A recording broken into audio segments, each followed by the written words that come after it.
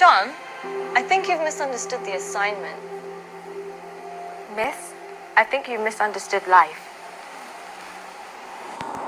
In the hope for money, in the hope for success, we end up chasing the wrong things and we make a mess. We end up with less than we started with, end up with more issues than we bargained for. Whilst climbing that ladder and that stairway, we forget why we started climbing in the first place. Once, the king of Bhutan was asked by an interviewer what the GDP of Bhutan was. He was surprised and shocked. He replied by saying, in Bhutan, we don't just measure the GDP, we measure the GNH. Instead of just measuring the gross domestic product, we measure gross national happiness. In the process of getting older, we forget the real goal of life.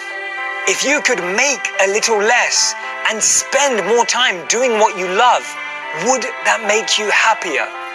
Don't trade your happiness for what you think you need.